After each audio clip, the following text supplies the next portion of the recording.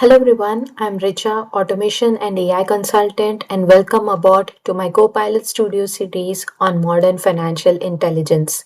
This mini series is all about understanding how to create an agent that spans across multiple touch points while still maintaining the realities of governance, security, and data integrity. In this series, we'll be building the solution step by step, one architecture layer at a time. So let's get started. For AI to work in finance, it must be current, not yesterday's data, traceable. Every number has a source, governed, security and access comes first, explainable, not just answers, but reasoning. And that's where this architecture comes into picture.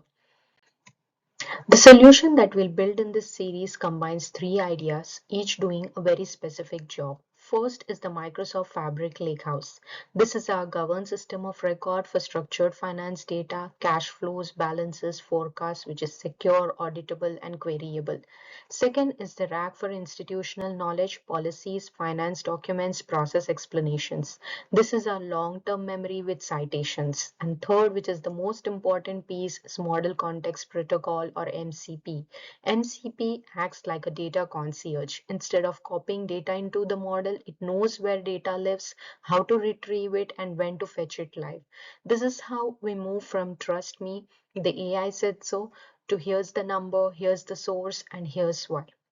Across this five-part series, we are going to build a finance assistant that queries live fabric data, retrieves policy documents with citations, explains differences, not just numbers, and produces answers a finance team can actually trust. And today, we'll start exactly where every successful AI system should begin with data foundation inside Microsoft Fabric. Let's start by opening Microsoft Fabric in our browser. Go to app.fabric.microsoft.com and sign in with your Microsoft credentials. Fabric gives us a single governed environment that brings together storage, analytics, and AI ready data. This is important because we want all our data to stay secure, auditable, and in one place. Now, let's get started by creating a new workspace. What you see right now on the screen is a Fabric homepage. Next, we'll create a dedicated workspace for our finance intelligence solution. So I'll go ahead and click on new workspace, provide it a name. For my demo purposes, I'm going to provide it a name of finance intelligence, provide a short description over what this workspace is going to be used for. For example, in my case, it's governed finance data for MCP and track. You can select your licensing as well over here. For example, I have Fabric Trial with me right now, so I'll go ahead and select that. And I'm going to select small semantic model storage format for demo purposes and click on Apply. A workspace is basically a boundary for your governance. This is where your permissions, access, and ownership starts, and this is very critical, of course, for all financial use cases. So within this workspace, we'll now create a lakehouse. Go ahead and click on new item, and you can key in Lakehouse over here, or in my recents it's already there, so I'll go ahead and select that. Provide it a name. For my demo, I'm going to select Finance Lakehouse and hit create. It is of course housed within our Finance Intelligence workspace. So the Lakehouse is our system of records for structured finance data, and this is where things like cash flow, balances, forecasts will live, not inside our AI model. So I'll go ahead and upload some files. I can select, for example, I have an Excel file which already has all of this data inside it. I'll go ahead and select that and hit upload. So next we'll convert this raw file into a lakehouse table. Let's create a quick notebook with a 3-line script to load the data into our delta tables. So I will open a new notebook over here and key in the code to move the data.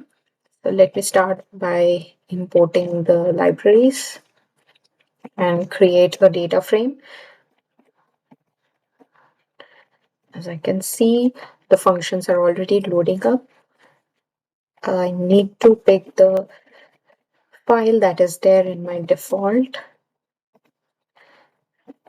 files slash enhance underscore data dot lsx is my file name, and I will enter the sheet name where the data resides. So for example, if I want to pull the balances data and the sheet name of the balances data is balances, or even if it is sheet 1, we need to mention the sheet name over here.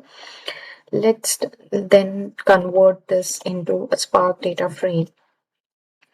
And I can see the function for it is spark dot create data frame, and I need to pass in the reference pandas data frame. Let me write this into, save it into a table format.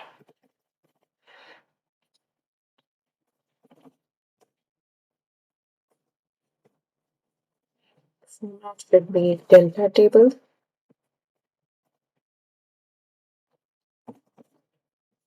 Save as table and provide the name with which you want the table to be called. I'll mention the same name as the sheet name. Now let's go ahead and run it and see what happens.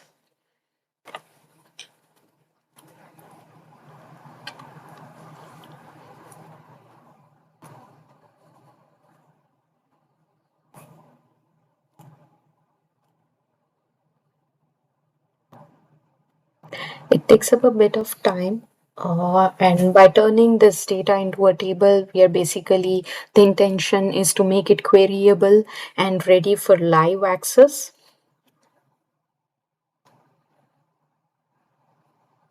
So you can see all the Spark jobs have succeeded and the notebook seems to have run well. What we can do is we can go back to our Lakehouse and just hit the refresh button.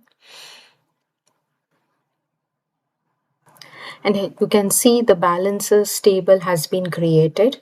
You can have a look at the table and inspect if it has all the columns that is required for our agent to provide answers on. So we can see that it has the month, opening balance, and closing balance.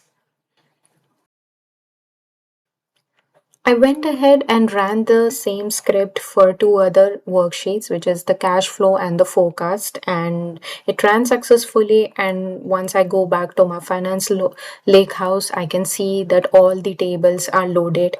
The respective tables with the respective data has been loaded, and I can see all the data in the columns as well.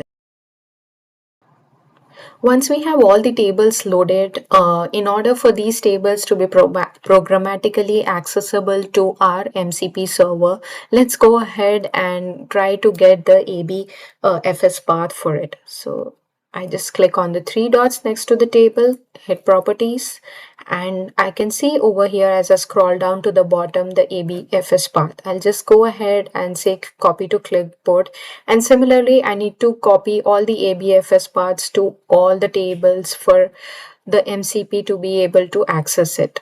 For my use case and to ensure simplicity, I'll go ahead and copy the cash flow table, and over here I'll just get the ABFS part.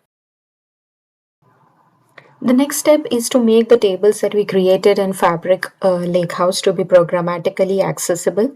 For that, let's open Visual Studio Code and set up a simple project structure to work with Fabric. You can create this folder structure, and let's get started with creating the .env file. And we'll create one more config file and a fabric.py file. So the .env file is basically where we will keep all our credentials and environment specific values so that it stays out of our code, and this is a basic security best practice. So let's get started with defining the ABFS path that we pulled from our Lakehouse, and you can mention your path here. The next thing is we need the tenant ID, then the client ID, and of course the client secret. Once done, we'll save the file. Now let's go to the config file. The config file has one job, load and centralize all the configurations. So let's get started with importing the libraries.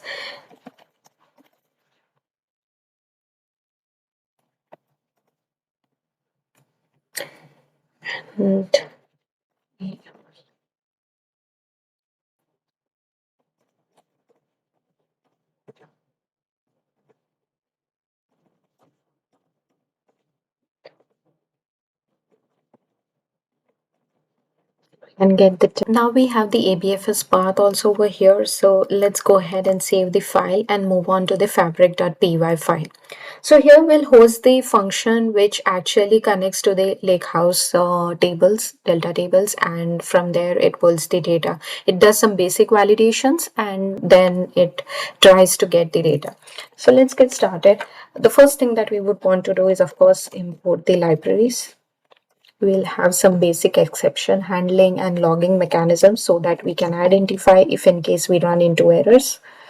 We'll import pandas, and then from Delta Lake we will import the libraries for the Delta table.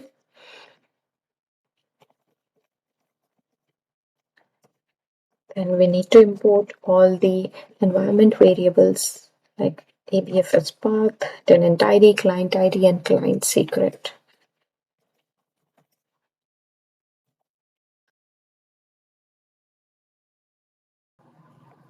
So what I have done over here is created a method which first connects to the delta table, and then it tries to find if it has the basic most important commonly found columns in cash flow tables, which is the net cash flow, and if it has month then it tries to group it by and return the data in the form of a dictionary. So some basic exception handling that I have done over here to check if it has been able to connect to the delta table via ABFS path or not, and if not, throw an exception. So once done, I'll go ahead and save the file. At this point, we haven't yet created the agent nor asked the model any questions. We have established a controlled programmatic access to the data. In the next coming videos, we'll take this capability and expose it via an MCP. Thank you for joining me and stay tuned.